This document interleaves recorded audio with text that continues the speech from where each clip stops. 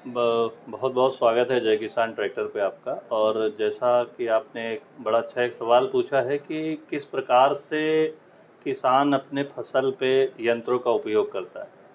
भारत सरकार की लगातार कोशिश है कि जैसे इस समय खास तौर पे मौका है कि पराली को न जलाया जाए, तो भारत सरकार इस पे बहुत ज़्यादा मदद कर रही है।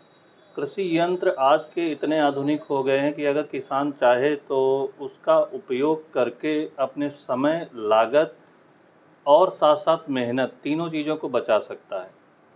इसके लिए बहुत ही अच्छे उपयोग में सुपर सीडर आया हुआ है, पैडीस्टा चॉपर है। इस पे गवर्नमेंट की सब्सिडी बहुत अच्छी आई हुई है, जो कि हमारे पास कितने प्रतिशत तक है सब्सिडी?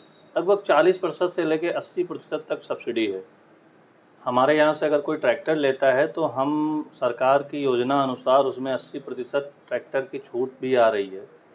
तो जय किसान ट्रैक्टर लगातार सरकार की स्कीमों पर अपनी नज़र बैठाए रहता है, उसका लाभ किसानों तक पहुँचाता है। तो अभी हमारे बहुत से किसान ऐसे हैं जिन्होंने कस्टम हायरिंग सेंटर स्थापना के लिए टोकन जनरेट करवाए हैं हमसे। निश्चित तौर पर उस पे 40% से 80% तक की छूट होती है। अलग-अलग स्कीम है, अलग-अलग यंत्रों की स्कीम है, अलग-अलग ट्रैक्टर पे अलग-अलग स्कीम सरकार द्वारा दी जा रही है। साथ-साथ जागरूकता जैसे आपने कहा, तो सरकार हम लोगों को भी जागरूक कर रही है कि आप किसान तक अपने यंत्रों को एक अच्छे तरीके से पहुँचाएँ। तो टाइम टू टाइम हम लोग भी किसानों के यहाँ चौपाल लगाते हैं, किसानों को बुलाते हैं, उनको जागरूक करते हैं, यंत्रों के बारे में जागरूक करते हैं। और बिंदकी तहसील के अंदर का किसान बहुत जागरूक है।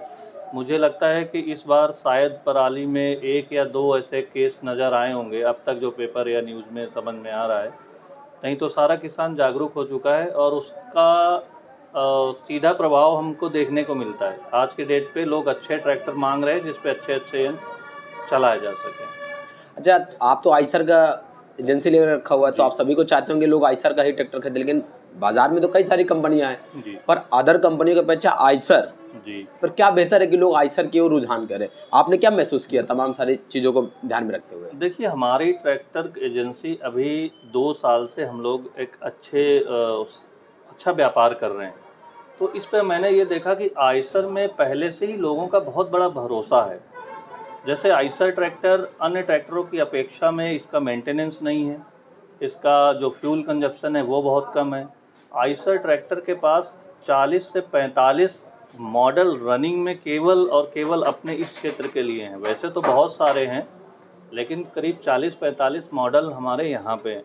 तो हम लोग एज ए आइसर हमें क्या बताया जाता है कि आप किसान को वो दें जो उसकी ज़रूरत है।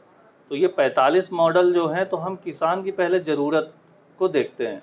अन्य कंपनी शायद ऐसा कर रही हैं कि अपने ट्रैक्टर बेचने के लिए हायर एचपी या जिस पे उनका प्रॉफ़िट है उस पे काम करते हैं। हम लोग किसान की ज़रूरत समझ के और किसान के अनुसार उसको ट्रैक्टर देते हैं, जिससे उस फ्यूल कंजप्शन, मेंटेनेंस और अन्य सारी चीज़ों की आमदनी के तौर पे किसान में बढ़ोतरी आ जाती है, क्योंकि सब लो मेंटेनेंस रहता है, फ्यूल कंजप्शन हमारा कम है। और बाकी हमारी सर्विस बिन की तहसील के अंदर मैं कहता हूँ कि जैसे आपने क्वेश्चन किया कि आइसर पे ही क्यों लें, तो बिन की तहसील के अंदर हमारा जितना बड़ा वर्कशॉप है, हमने आधुनिक वर्कशॉप बना रखा है कि किसान अगर आता है तो उसको आज की उच्च स्तरीय सर्विस हम प्रोवाइड करते हैं, जबकि अन्य एजेंसियों के पास शायद ऐसा नहीं है। आपने कहा कि आप किसानों की ज़रूरतों को ध्यान में रखते हैं। तो क्या जी, कभी आपने ट्रैक्टर की ठीक है मेंटेनेंस के लिए, सर्विस के लिए तमाम सारी बातें रखी, जी। लेकिन क्या आपने कभी उस किसान की ज़मीन के देखा, ज़मीन चेक करवाया, ज़मीन कभी आपने सोचा कि चलो इसकी जाँच करवा लें कि इसकी ज़मीन पर कितने पिस्टन का ट्रैक्टर जो होगा वो बेहतर काम करेगा? बहुत ही एक बहुत अच्छा सवाल आपने पूछा कि क्या किसानों की ज़मीन को देखा। तो इसके लिए मैं ये कहना चाहूँगा कि ट्रैक्टर कमर्शियल यूज़ भी होता है, ट्रैक्टर स्वयं के कार्य हेतु भी होता है। तो हम लोग उस ज़मीन में ये देखते हैं कि जिस जगह ट्रैक्टर जा रहा है उसके क्षेत्र में, उसकी सीमा में 10 से 15 किलोमीटर के अंदर मिट्टी कैसी है। अगर वो काली मिट्टी है, दोमट मिट्टी है, चिकनी मिट्टी है, बलुई मिट्टी है, उसके अकॉर्डिंग हमको पावर क्या देना चाहिए ट्रैक्टर का, और उसके साथ में अगर वो यंत्र मांग रहा है तो कौन सा देना चाहिए। तो फिर ये ज़रूर हम लोग चेक करते हैं, बीच बीच में करवाते रहते हैं। साथ ही इसमें एक और है कि हम लोग एक और प्रोजेक्ट में काम कर रहे हैं एरीगेशन सिस्टम पे, जिस पे कि सॉइल टेस्टिंग और वाटर टेस्टिंग दोनों होती है। इरिगेशन सिस्टम फव्वारे वाली सिंचाई है और ड्रिप सिंचाई है। हमारे यहाँ का किसान इतना जागरूक हो चुका है कि फतेहपुर टॉप लेवल पे अभी काम कर रहा है इरिगेशन पे। तो इसका भी हम लोगों को बड़ा अच्छा अनुभव है और बड़ी अच्छी हमें ये कह लें कि लाभ मिल रहा है कि हमें लगातार हर क्षेत्र में हर किसान की मिट्टी और पानी दोनों की जांच हम लोग करवा रहे हैं और सॉइल के अनुसार हम ट्रैक्टर देते पहला हैं। सवाल यही होता है कि किसान को किस विषय में उस ट्रैक्टर को चलाना है। तो पहला हम सभी का सवाल ये रहता है हमारे डीलरशिप का कि जिस पर्पज से वो अपना ट्रैक्टर खरीद रहा है वो उसका पर्पज पूरा हो। यदि वो अगर अपने स्वयं की खेती बाड़ी के लिए ले रहा है तो हम कम एचपी का उसको सजेस्ट करते हैं ट्रैक्टर, और यदि वो ज़्यादा काम करना चाह रहा है, कमर्शियल काम करना चाह रहा है, तो हम लोग हायर एचपी के लिए उसको सलाह देते हैं। अपने यहाँ का जो किसान है वो आमतौर पर कितने हॉर्स पावर का लेता है ट्रैक्टर?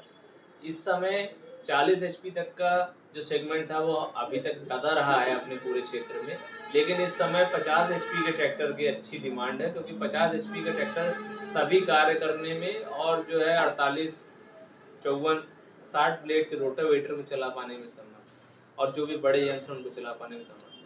तो प्यारे दोस्तों, हमारे साथ बात करने के लिए जुड़े हुए थे राघवेंद्र जी और अश्विनी गुप्ता जी। दोनों लोगों से बातचीत किया, हमने जाना कि जो हमारे यहाँ का किसान है जो ट्रैक्टर ले रहा है इस वक्त, ये ऐसा तो नहीं है खाली कि ये सामान अपना बेचने के लिए उतावले हों, क्योंकि अक्सर व्यापारी यही करते हैं। हमने ये भी जाना कि इनको जो इनके कस्टमर हैं उनके प्रति इनकी क्या संवेदनाएं हैं, क्या उनकी ज़रूरतों को भी ये समझने का प्रयास कर रहे हैं। बहुत बहुत धन्यवाद, दोनों लोगों का आभार। बहुत बहुत धन्यवाद।